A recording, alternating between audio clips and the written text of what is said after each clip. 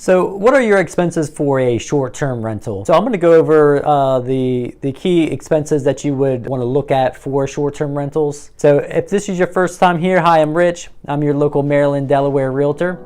And if you need to reach out for any reason, my contact information is going to be down below. But without further ado, let's hop into it and let's go over these expenses. So starting off, some of your common expenses that you would have, even with a long-term rental, but things that you want to look at would be, your mortgage payment, your principal and interest that's in there, your insurance on the property, property taxes, and any HOA fees, condo fees. And those are all pretty typical for any type of rental that you would do. So with short-term rentals, management fees can be a little bit different.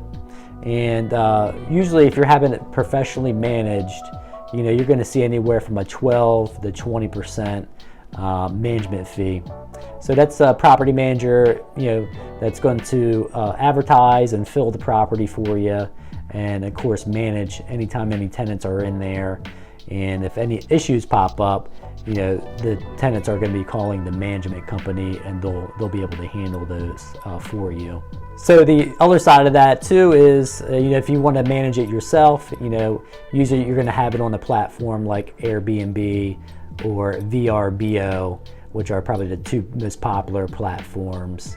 And you would take care of any communication with the tenant. And those platforms, they do some advertising, more so for the platform as a whole. There will be other properties on there too, but a professionally management company will kind of do the same thing because they manage other properties. But Airbnb and VRBO's fees, Airbnb I just checked is 3%, VRBO is 5%. And some of them are different, like Airbnb, I believe when I checked on there, doesn't charge any credit card processing fees. VRBO does charge a 3% when somebody uses a card. A lot of short-term rental owners will use both platforms, so they'll list on VRBO and Airbnb, just so they can reach a broader audience. All right, moving on to, I have listed on there furnishings and linens. Of course, furnishing is kind of, tagged into your cost when you're first purchasing your property, because you could purchase a property that's fully furnished, turnkey, ready to go. But sometimes, if the furniture is a little old or you want to refresh it, you might have some expense for furnishing. And linens can be an option. I've seen some on property management sites and Airbnb and some of those other ones that a property will specifically state that they do not provide linen, so somebody has to bring their own towels, sheets, so they don't have to worry about that.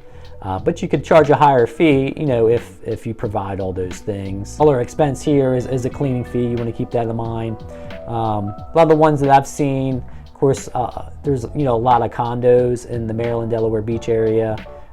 So the fee I've seen for that is anywhere from $80 to maybe $125 per clean.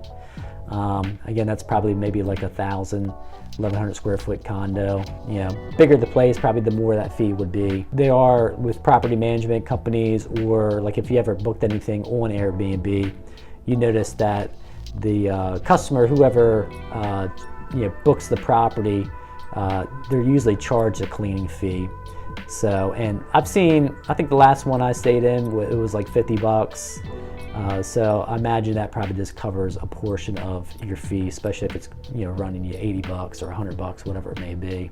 So I mentioned a little bit about credit card processing fees. Regular property manager, they may or may not charge you that. Usually they do, and of course that they do on VRBO. So moving on to insurance. Again, this is actually damage and liability insurance, a little bit different from your main insurance that you would have on the property, which some of that policy may overlap a little bit with this, especially if you have it labeled as an investment and you let the insurance company know that you are going to be doing rentals as a rental investment. But there is insurance that you can purchase for damages, like if a tenant causes any damages in the property while they're staying. And you also have liability insurance, which is if anybody gets hurt on your property. So hopefully not, but let's say somebody trips and falls on the sidewalk or inside your property for whatever reason. It could be potential lawsuits with that, so that's why you would have insurance on that end. So the last little bit of it is taxes and, of course, any rental licenses. So with taxes, everybody's taxes is going to be a little bit different, depending on where you're located. Here in the Maryland, Delaware Beach area, it can come down to your county, your city, and what they charge. Just for an example, I helped a client in Ocean City, and to check on that, the rental license for Ocean City at the time was a total of $141 for the entire year. And so for the tax, it's a little bit different here. Usually the tax, you have sales tax, and plus you would have maybe like a room tax, which, keep on using the example of Ocean City, has a room tax as of recording this video of 4.5%. Then the county, Worcester County, has a sales tax of 6%. So you're looking at about 10.5%. Usually taxes are already charged to the tenant, the customer that's booking the room or the property. And same thing with professional property managers too.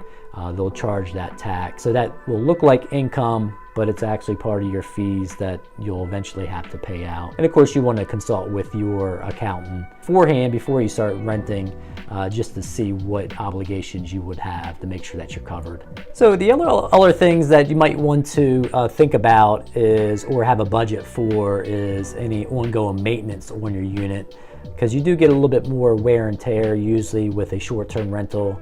Obviously, because you have more people coming in and coming out. If you have people staying for 2 nights, 3 nights, weekly, it's going to be a lot more turnover than somebody's, renting out for an entire year. And the last part too, I didn't include on this slide here, but something to think about. If you're managing a property yourself, let's say, and you're using a platform like VRBO or Airbnb, what I've seen some smart owners, what they do is they'll actually create a website, a personal website for their property, and they'll allow direct bookings through them. So if they do their own advertising and repeat business, they could have tenants and customers actually book directly with them to actually have lower fees. No platform fees obviously from there, but the only thing that you would have is processing any credit cards, and you would be handling everything on your side, and plus any paid advertising costs that you would do, say like on social media, Facebook, YouTube, and any other software that you may use to help you run the business, maybe like an email provider like MailChimp, which is usually free, and or like a CRM, a customer relationship management system, which you may not need all that, but that's a good place where anybody that books through your website, it would automatically feed into your email provider or your CRM, and you can kind of keep track of everybody. And of course, you have direct access to them, where you can send emails to everybody if you have any promotions, or if you have some cancellations, you want to try to get some bookings, you can be proactive and do that on your end. So you may have some software cost on that side, or any advertising. So all right, there we have it. That's expenses on short-term rental. Reach out if you have any questions. Leave a comment down below. Love to hear any feedback, or if you thought that I missed anything. And again, if this particular video provided some value, show some love. Click the like button. Make sure that you subscribe so you don't miss any of my content that I come out with every week. And until next time, I'll see you on the next one.